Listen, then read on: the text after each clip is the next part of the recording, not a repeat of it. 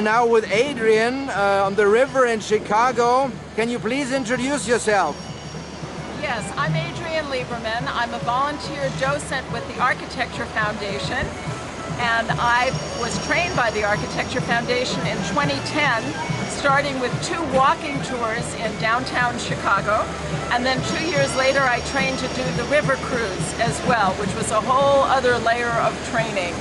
And there are about 30 buildings or sites that we are all supposed to talk about, but we then have a choice between 90 others, how many of them we'd like to include to make the tour our own and try to tell a story that will make sense to people as they go along the river. And what can you say about the history of architecture in Chicago? Chicago architecture has had a few great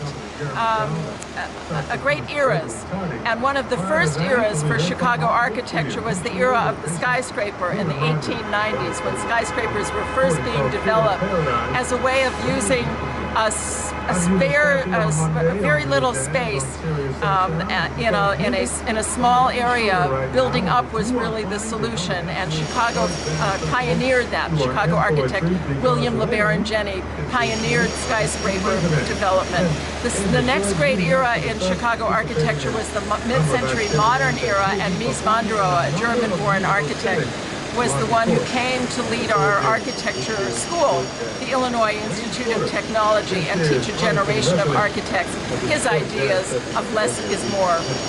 Okay, and what are we going to see on this architectural river cruise? On a 90-minute river cruise, you'll see buildings that you would not be able to see from that vantage point in a walking tour. So you'll get to see a development of architecture from the earliest time after the Chicago fire, which destroyed just about all of Chicago in 1871, a building from 1898, all the way to buildings that are just being put up today, like the Vista Tower, which will be completed in 2021 by Jeannie Gang. So you get to see a whole panoply of different styles of architecture, often right on top of each other and right next door to each other.